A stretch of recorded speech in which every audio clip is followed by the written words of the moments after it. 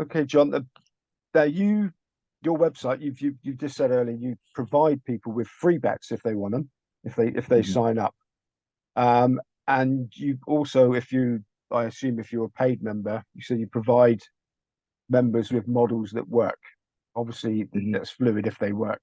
But I suppose going back to that figure, which you said is less for the added, for the people that pay, but 14,386 be a drop in the ocean in the global betting market. So at the moment, like you said when we talked about Tony Bloom, it's sort of Mhm. under the radar without making a ripple at the minute. So it's sustainable to have that many people all trying to get on the same bets. Mhm. So is that, Yes, I mean, yeah, yeah. I would agree. I mean, look, I think we're probably been something that's been relatively small until the last 12, 18 months. I think that there's more awareness of the site, and we've the membership base has grown pretty well, and we're getting a lot of positive feedback. I think we picked up one of the awards with the Smart Betting Club, but even at that stage, we're I would imagine we're still pretty small in terms of that pool. Not every person that's signing up for our site is signing up with a six-figure bank and placing bets. Some are just looking to, become profitable for the first time, and we can help them do that. So, they're staking £5 and £10. Um, Another aspect of what we do is we're also doing we're probably one of the earlier movers on automation. So if anyone is using sort of the BF Bot Manager software, which is one you can connect into Betfair, we can connect our systems directly to that bot, so they can actually come in, spend a little bit of time picking the models they want to follow, downloading the files that we'll give them to put into their bot, and then the tips would go directly into that. So again, it's something that really enables, I guess, the hobby side of it, or the recreational side of it, because a lot of this could be automated, and they just check in a couple of times a week, see how it's performing. But it also allows people to do a lot more at scale as well. So obviously we cover 68 leagues and competitions across the globe.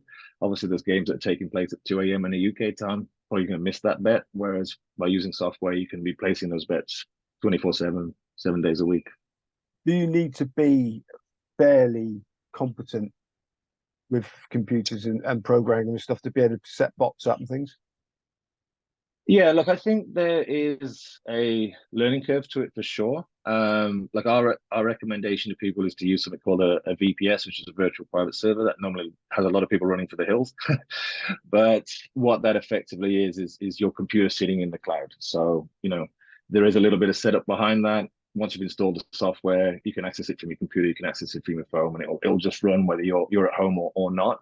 Um, but we provide help in how to do that. We provide video guides as well. Same, and we also create the strategies. Like if you went into BF Bot Manager and wanted to create your own strategy, yeah, I mean the variables are immense, and it might be very difficult to do. But what we try and do is we'll provide the file as well, so you literally don't even have to do very much once it's you've signed up and set it up. Just set your bank, set your stake, and the rest would be handled by us or by the software. So we can remove as much of the technical requirements that's reasonably possible, and we'll help anybody in that process if we can. Okay, now I was very spoilt by you because you did send me a hell of a lot of information, so it's made my job very easy. But I am quoting that you've told me. So one of the things I was interested in, you said focusing on value selections identified significantly increased profitability. Now, was that really a surprise when the bedrock of all successful punting, we're led to believe, is value? No, not a surprise, but I think what that statement's trying to portray is as the technology advances in the world of the last 5 years have allowed us, what it's allowed us to do is more robustly and more efficiently identify where that value is. So we were betting at value previously, but not necessarily being able to quantify how much value we were getting or and whatnot. Whereas now, I believe our rating models and our machine learning systems are incredibly robust. And when we say we have value, we know with a high degree of confidence that it really is value, and to the percentage point of how much value we're getting out of each particular bet. Okay, so are you comfortable talking about your own personal betting? Yeah, mostly. So yeah. Oh, so I mean, tell us what you're comfortable telling us, and there. I pretty much I'm pretty open on the majority of it. The only thing I have to sort of sidestep a little bit is some of my I'm restricted in a lot of places in the UK, and I have a few accounts, but I probably won't go into too much detail on how and where I use those. So that's all. Is there an extradition order from the Philippines? Not that, not quite that serious. Everything's above board, and just maybe, the usual thing, friends accounts and things like that. So So yeah. just give us I mean, would you be sort of a trader? Would you be a backer? Are you a layer?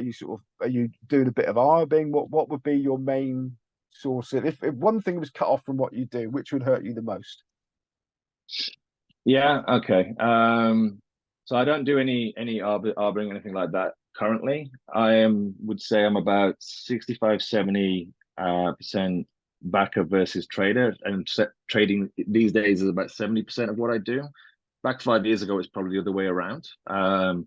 But the reality is, so from the back end side, I have some very models that I've followed for very years. It's very systematic. I get up in the morning, run a few reports. I know what I'm doing, placing those bets, and that's sort of just repeated day in day out. I'm just trying to find the prices. But over the time, I'm finding just with the football trading, it's the scalability of it is a lot larger than the backing side of it, because we'll run into limits at times and difficulty placing bets on the backside. So that sort of ticks over and does very well, but has a ceiling. Whereas with the trading, I believe I can scale that a lot higher. So with your trading, you literally sat there watching a match, betting in running.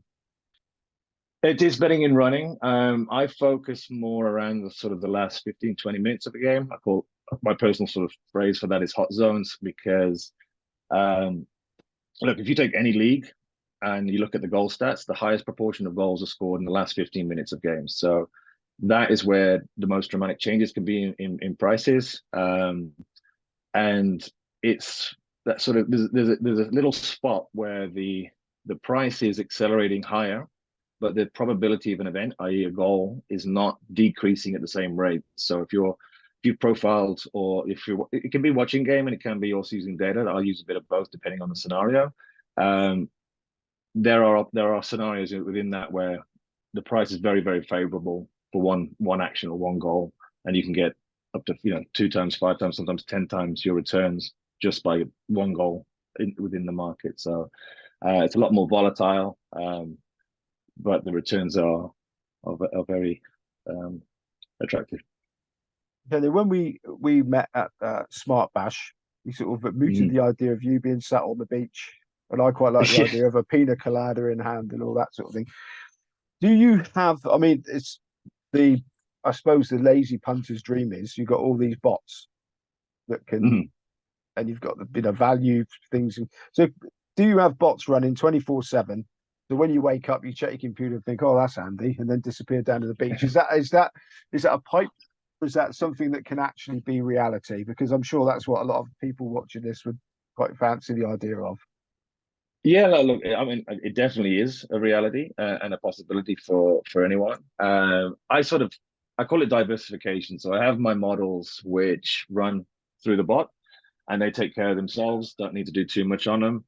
I'll have the back bets that I place in the morning, as alluded to earlier. So those are pretty process driven. I'm looking for the prices, locking that in, placing those bets, and then where the time suits me, I'll dedicate a few hours on a day or a few days per week where I'll do the trading. Now, with the automation, there's two aspects to it, and I think this is something that people perhaps don't consider. You might have a model A that it wants to place, just place bet 1, 2, 3, 4, 5 as you go along. What I use the automation more is to top up or place additional bets around a bet that I may have already placed in the morning. So, for example, if I fancy, I'll just give you an example. So let's say I fancy Manchester United to be beating Norwich City in a game that afternoon. Now, what my bot, for example, one of the strategies I have within the bot, we're already into Manchester United, but if the match is level at 70 minutes, it will place a second point stake into the market, because I'm still fancying Manchester United to win. I'm confident in the strike rates, and that's just a way that if the odds are higher within the player, then I can extract more value out at that point. So I use automation a lot for that. Um, some of the trading strategies I have can be automated, so when I'm not online, um, they're working away. But I still have a view personally, despite all of these things, that when I'm actually trading, I'll trade with higher stakes live, just because it's, as much as I trust the technology, it's just still a human factor likes to be the one in control of the buttons, if that makes sense. Can you mention a ballpark figure of your sort of staking? Yeah, per game for a trading perspective, it would be mid three to four figures on a particular game. There'll be fractional points within that. Betting wise, yeah, I mean, again, probably similar to depending on the strength or depending on the model, somewhere between 3 and 4 figures would be going down on the stake. So certainly not the highest staker that you probably interviewed, but for myself, it's a good level. Okay, right. Just a little bit about your background. You moved to Sydney in 2007. Is that for work? Yes, it was for work. Yeah, yeah. So as I mentioned, I think around about 2004, 2005, I was quite early coming into the digital marketing world when Google was becoming a thing, way before Facebook and the Twitter and those. And worked for a very interesting company, great startup, did very well. Opportunity to sort of take that knowledge into the Sydney market was there. Took that, had a great 9 years there, living by the beach and living a very nice life in a popular city. But when I decided to go full time, like, the Philippines was somewhere I was already very well acquainted to. I had friends and family here, and it just made logical sense to change the lifestyle a little bit. But also, when you're going pro for the first time, you want to give yourself as long a runway as possible and not have to worry about rents and such like. So it was sort of a perfect storm scenario to come and live in a great, beautiful location, have a flexible lifestyle, and not have to worry too much about making it work immediately.